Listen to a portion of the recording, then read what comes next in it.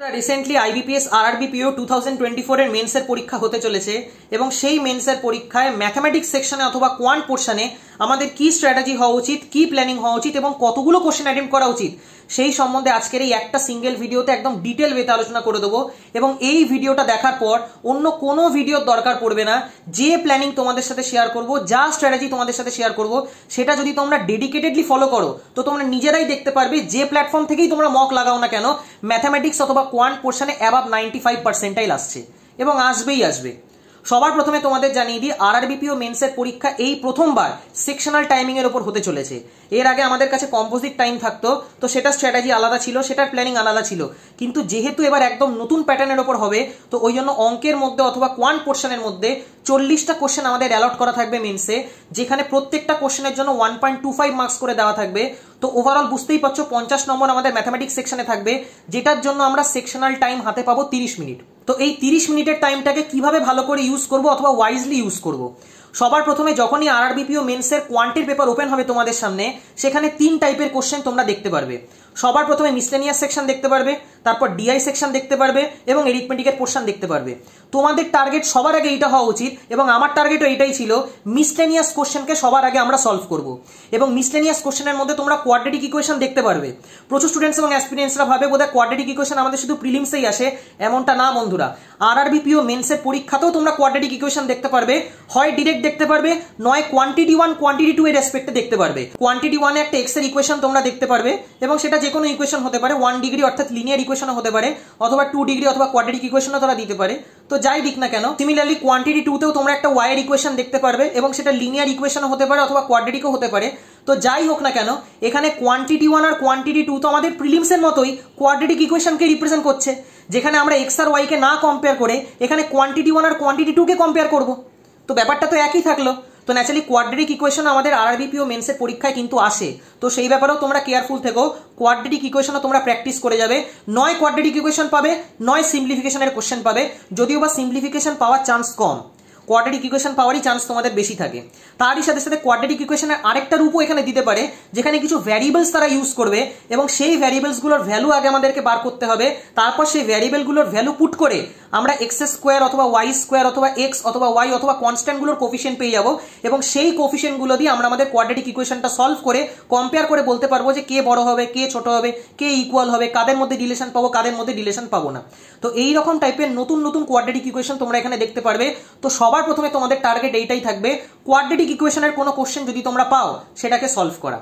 তারই সাথে সাথে নাম্বার সিরিজের কোশ্চেনও তোমরা এখানে দেখতে পারবে এবং নাম্বার সিরিজেরও দুটো টাইপের কোশ্চেন তোমরা এখানে দেখতে পারবে, হয় তোমাদের মিসিং নাম্বার সিরিজ জিজ্ঞেস করবে অথবা রং নাম্বার সিরিজ জিজ্ঞেস করবে। তো তোমাদেরও টার্গেট এইটাই হওয়া উচিত যে যা তো কোয়াড্রেটিক ইকুয়েশন আমাদের কমপ্লিট হয়ে গেল অথবা সিম্পলিফিকেশন কমপ্লিট হয়ে গেল, তারপরেই আমরা নাম্বার সিরিজে হাত দেবো।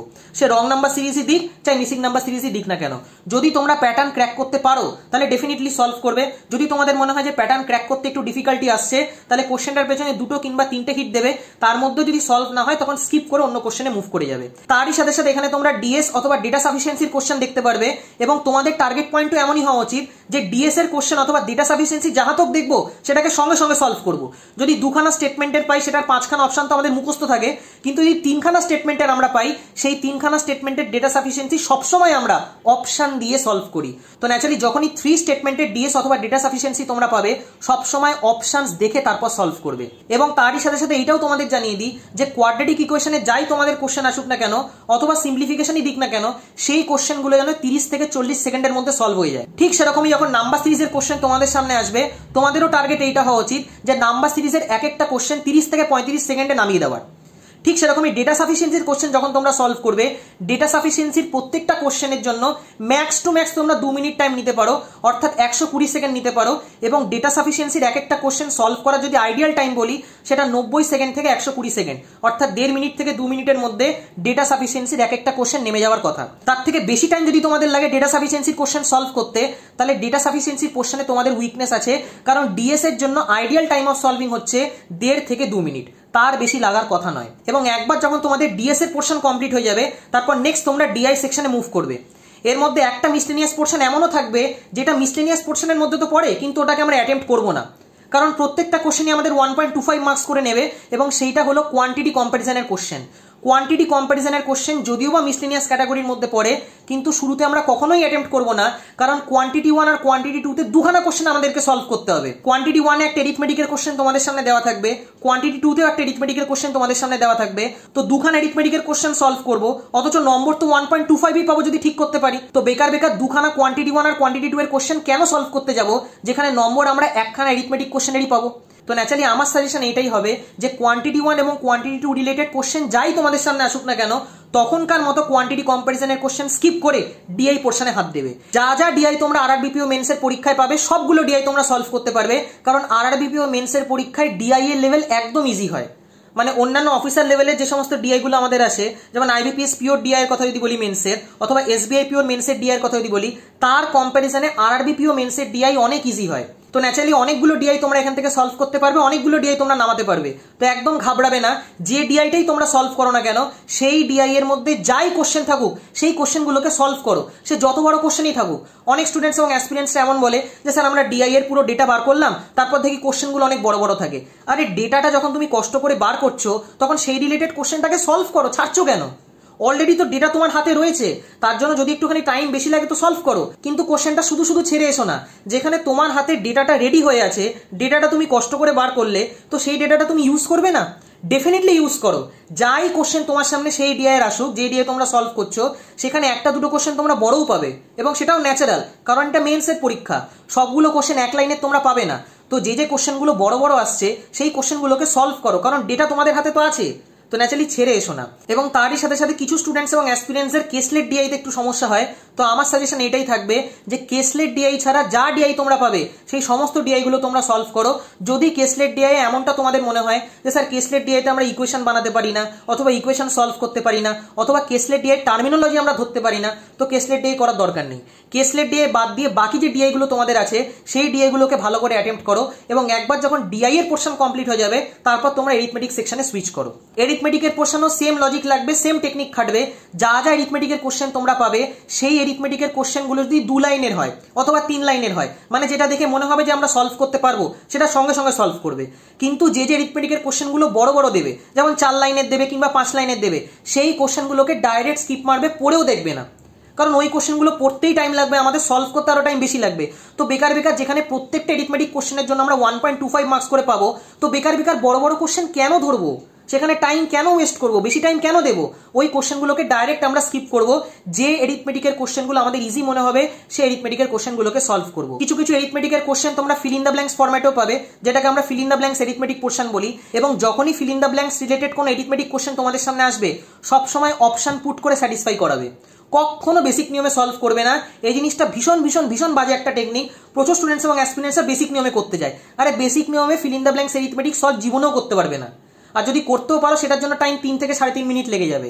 সব সময় ফিল ইন দ্য ব্ল্যাঙ্কস এর এরিথমেটিকের কোশ্চেন অপশন তুলে সলভ করতে হয়, দেখতে হয় যে অপশনটা আমাদের স্যাটিসফাই করলো কি করলো না।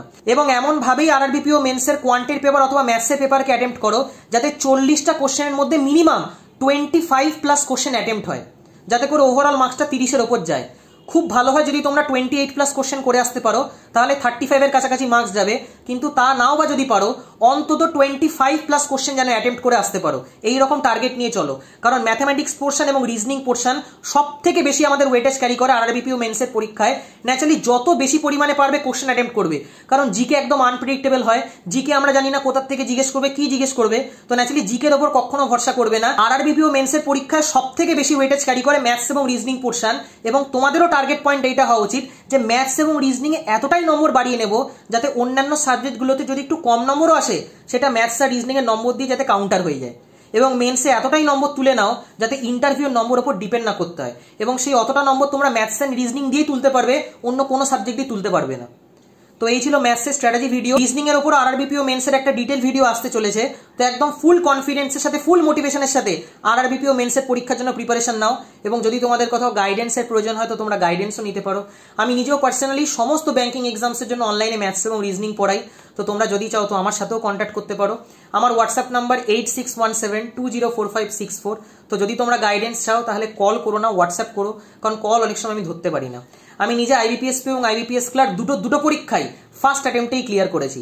তো ন্যাচারালি তোমাদেরকে খুব ভালো করে গাইড করতে পারবো যে কি টেকনিক অফ সলভিং হওয়া উচিত, কিভাবে একটা কোশ্চেনকে অ্যাপ্রোচ করা উচিত, যাতে কোশ্চেন সলভিং টাইম আমরা কমাতে পারি এবং নিজেদের অ্যাটেম্পট আমরা বাড়াতে পারি। কারণ যে কোনো সরকারি ব্যাংকের পরীক্ষায় টাইম একটা ভীষণ ভীষণ ইম্পর্টেন্ট রোল প্লে করে। আরআরবিপিও মেন্সের কথা যদি বলি তো 30 মিনিট টাইমের মধ্যে আমাদের 40টা অঙ্কের কোশ্চেন সলভ করতে হয়। তো ন্যাচারালি সব অঙ্কের কোশ্চেন যদি আমরা বেসিক নিয়মে সলভ করতে যাই তাহলে কোনোদিনও আমরা অঙ্কের পেপার শেষ করতে পারবো না, কোনোদিনও অঙ্কে বেশি নম্বর তুলতে পারবো না। তো ন্যাচারালি টেকনিক অফ সলভিং খুব ভালো করে শেখো এবং চেষ্টা করো তার কাছ থেকেই গাইডেন্স নেওয়ার, যে অলরেডি ফিল্ডে সিলেক্টেড, যাতে তার টেকনিক অফ সলভিং, তার মেথড অফ সলভিং খুব ভালো করে শিখতে পারো এবং সেই জিনিসগুলোকে পরীক্ষায় অ্যাপ্লাই করতে পারো। বাকি আশা করি তোমাদের এই ভিডিওটা দিয়ে কিছুটা হেল্প করতে পারলাম। ভিডিওটা যদি তোমাদের ভালো লেগে থাকে তাহলে অবশ্যই লাইক এবং বন্ধুদের সাথে শেয়ার করো। Thank you.